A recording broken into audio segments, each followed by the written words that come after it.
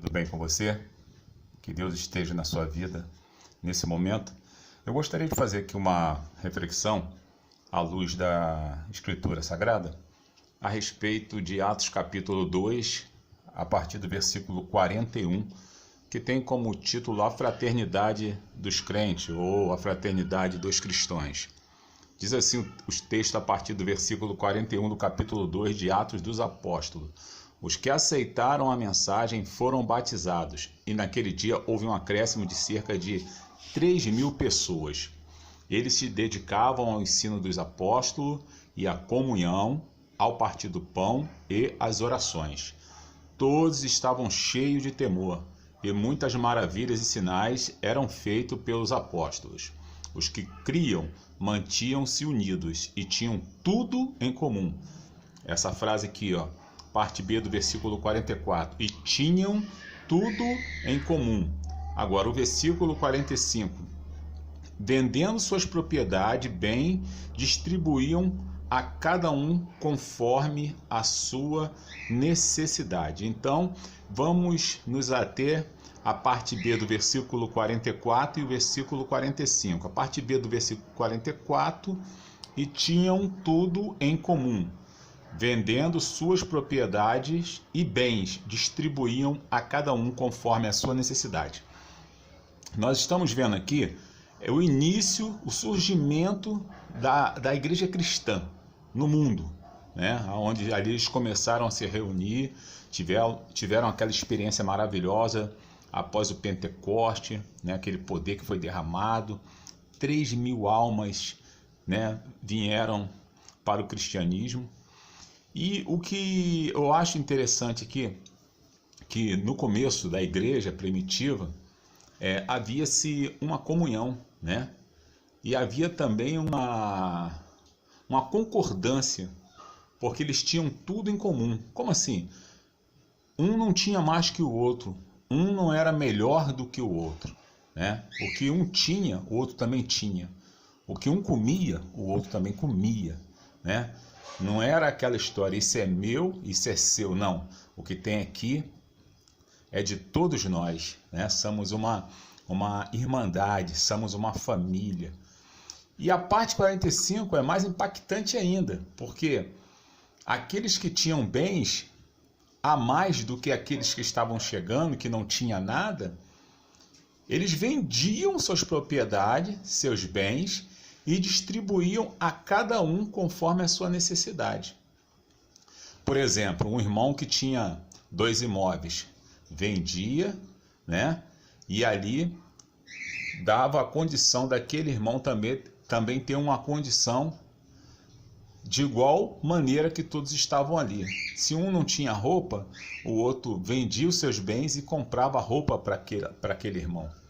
Se um irmão não tinha alimento, aquele irmão vendia algum bem para poder ajudar a comprar alimento para aquele outro irmão.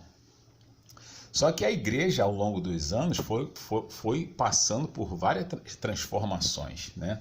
Tanto teológica como doutrinária. E hoje nós vivemos um evangelho superficial, um evangelho de aparência. Agora eu faço uma pergunta nos dias atuais. Será que alguém teria coragem de vender um bem para ajudar um irmão que está dentro da igreja, que não tem uma casa para morar, que talvez só tenha uma peça de roupa para ir ao culto, que não tem um alimento na sua despensa? Será que algum irmão que tem 2, 3 carros teria condição de vender um carro e falar: olha só, estou vendendo esse carro aqui para comprar uma casa para você? Será? Será que existe amor suficiente hoje para isso? É uma pergunta, né? É uma indagação. Será que alguém teria coragem de falar assim: eu vou chegar e vou dividir metade do meu salário e vamos lá ao mercado que eu vou fazer uma compra de mês para você? Será que alguém teria essa coragem? Talvez poderia até existir, 1 ou 2, né? Mas hoje nós não estamos observando isso acontecer, né?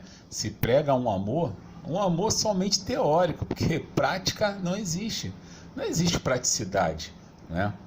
Será que as pessoas dão tanta importância à comunhão, né? Ao partir do pão, a ter todos em comum? Ou aquela pessoa que menos tem, ela é menos vista nos dias de hoje, é menos observada. Será que aquela pessoa que é um engenheiro, é um médico, né? É um advogado, é um promotor, aquela pessoa que tem um salário de 10, 15, 20 mil por mês, né? Que rende um bom dízimo em cima disso, será que ela é tratada, será que ela é vista da mesma forma com aquele que é diarista, que ganha R$ 50 por dia, com aquele que ganha R$ 1.200 por mês? Será que ele tem a mesma observância? Será que ele é notado dentro dessas comunidades? Será? Então é um caso a pensar. Obviamente não devemos olhar para isso. Isso só se confirma o que a palavra de Deus fala, né? Que nos últimos tempos haveria homens gananciosos, né? Amante de si mesmo, mais amante do dinheiro do que amante de Deus, né? Hoje as pessoas têm feito do cristianismo, do evangelho, uma fonte de lucro, né? O que eu posso lucrar com o evangelho? Né? Será que eu posso vender isso lá na igreja? Será que se eu fizer uma... Hoje eu fico observando, tem Bíblias de tudo quanto é tipo.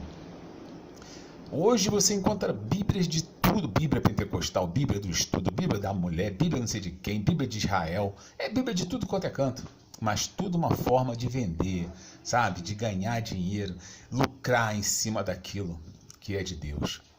Então, é só uma reflexão. Isso aí estava me incomodando, esse texto da palavra de Deus, entendeu?